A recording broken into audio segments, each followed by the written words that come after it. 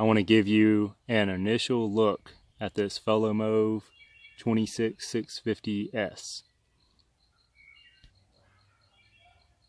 They call it that because it is powered by this included 26650 battery.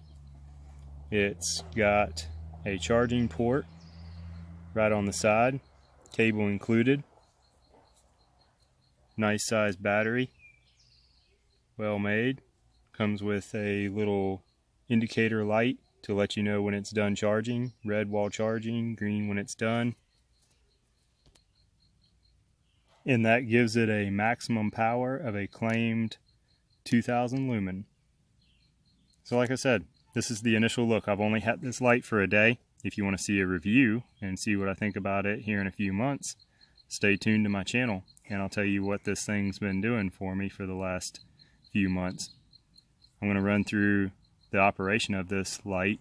I want you to see and notice that it's only a tail cap button.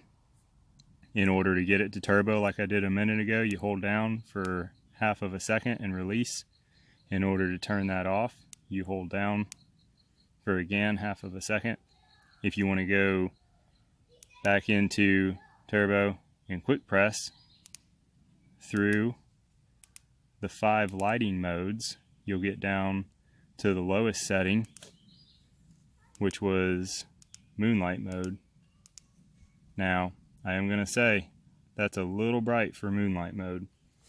It is a registered 80 lumen. 80 lumen is the lowest setting, and in my opinion, that's a little bright. Something for y'all to know and note. But then the 2000 lumen is very bright. It does get warm. It has a feature to save itself from getting too hot. It will turn itself down. Just giving you an idea of what the information says in the box. Now, if you want to make this light turn off after a certain period of time while it's on, triple press. See that blink? That lets you know that it's going to turn itself off in 1 minute. We can triple press again. 2 blinks. It's going to turn itself off in 2 minutes. You see where this is going. I can keep on triple pressing and it's going to keep on running itself up. However many times you triple press it, you add another minute. That's nice. I like that. I'll show you something else that it does. See how I turned it off? You have to hold down to turn it off at any time. If you quick press, you just throttle through your power levels. Triple press while the flashlight is off, and you just locked it out. Now, when you throw it in a bag or your pocket, you won't turn it on. That's nice also. Triple press again, unlocks it. If we press this button 7 times, we enter into a tactical mode. The only thing that the light does at this mode is turbo. You hold down on it, it gives it a momentary on, which I do like, and then if you press it quickly, it comes on, stays on. You have to hold it down to turn it back off. Let's check something. I want to see if we can triple press. Nope. Can't make it turn itself off in a minute or however many minutes you triple press it for. So that's good to know. Now in this mode, you can quick press and turn it off. It's not throttling through power levels because it's in this special tactical mode. That would be nice if you're only going to use the light in the 2000 lumen in the turbo. But if you want to use it in lower power levels for an extended period of time, we need that other mode. So the biggest thing that I want to point out is, like I said a second ago, Moonlight Mode's a little bright. We're also going to go ahead and say another thing that I'm not crazy about. If I wanted to go into Moonlight Mode or the lowest mode right now, I have to throttle through and get to it.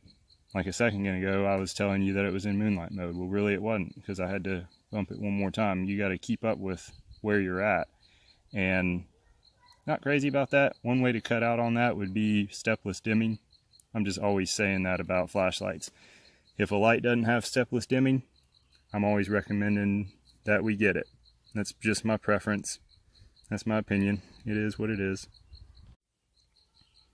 So that was my brutal honesty. I was sharing with you how the user interface makes you throttle through different power levels to get to where you want to go. Let's say some good stuff though. Check it out. This 26650 powered flashlight is the smallest of the 26650 powered batteries flashlights that I have. This MSR D4 is standing a little bit taller, a little bit wider in diameter. This Sofern SP33, much taller, not exactly comparable since it is more of a thrower with that orange peel reflector and one LED, whereas the D4S is going to be a little bit more comparable in beam shots tonight, because check it out, it's a quad LED. This Folomov is 5 LEDs, no auxiliary lights, whereas the D4S does have auxiliary lights, side button, tail cap button, magnetic tail cap, no magnetic tail cap. You get it. There's some differences, but I still wanted to compare it because some of y'all may have this light or some of y'all may have this light and you're kind of on the fence about this light. That's how I try to help folks. Hopefully you can have an idea of one of these others and then get an idea and a feel for this one. So if you're wanting the smallest 26650 powered flashlight out there, then this is something that you definitely need to check into, because it is the smallest out of what I've seen so far. We're going to go ahead and we're going to get out tonight. We're going to show y'all some beam shots between these three and see what y'all think about them. Like I said, those two are going to be the most comparable, and we're going to throw in this SP33 just for fun in case y'all have one. Alright, so I've got both of them in their lowest setting, and see how the lights on the D4S are green since it's a green flashlight? But no, really. So check this out. That's the lowest setting, and at night, I'm telling you, that's just a lot of light. Not going to be calling that a moonlight mode. That's quite a bit of light. It's a low setting, but it's not a moonlight mode. This is a moonlight mode. That's the D4S. Lowest setting, white light, and you can't see it out there as you shouldn't be able to. Now, let's bring up this Folomov 26650S, and don't want to do strobe. We want to do turbo. There it is. Alright, so what was I doing wrong? That's what it was. So from off, I need to hold down on it, and then that was the thing that I was saying earlier. So from the lowest setting, if I want to go to turbo right now, I have to press it really quick from the lowest setting. Just a lot of throttling through. But once you get there, and once you get that memorized, it is a lot of light. Very, very much light. Shining all the way down to the end of the driveway, to the left of the big trees. I can see with the naked eye. Kind of looks a little dark in the camera.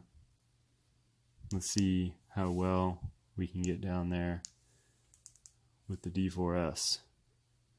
Alright, it's a little bit easier. It's pushing a little bit further. This D4S is also classified as a little bit more lumen, so I may not be entirely fair in putting these two against each other right now, but it still gives you an idea what you're dealing with. Shining up the upper driveway real well. Let's bring the Folomov back up. I keep doing that. I gotta double press the D4S and it makes me double press the Folomov. Let me try this again. Alright, if I just turn it on, there we go. That's turbo. And then if it's off, you just hold down on it. There we go. Alright, racking my poor brain out going between these two. But there you have it. There you have turbo, and it gives you a great idea of what's up. Let me jump over here real quick, grab this Sofern that I was saying I was going to bring up, and show you what it's like. The neighborhood dogs were going crazy a minute ago. All these lights out here. Alright, so there's the SP33. See it there? A little bit longer. And it's got a pretty good throw. It's definitely getting on down there. So you're going to have better throw with this because, like I was showing you earlier, it's got that orange pure reflector, one LED, but still kind of gives you an idea of what you're working with when you get that Folomov back out. For its size, I'm pretty pleased with how far it's getting down that driveway. I'm looking off camera now and looking with my naked eye, and I can see down there extremely well. I mean, if there was something in the driveway, I'd know it. There wouldn't be any doubt about it. I'm seeing all the way to that darkness right there. It's just not showing up very well for y'all in the camera, I don't think. I hope it is. I hope it does on a bigger screen, because I can see that down there really good. Alright, if y'all have any questions, just hit it up in the comments. I want to keep on playing with this thing over the next couple months and get the hang of the button. Hopefully I won't be double pressing and going into strobe anymore. Sorry about that. Kind of a goofball. I go from one light to the next, do the wrong things. Thank y'all for watching.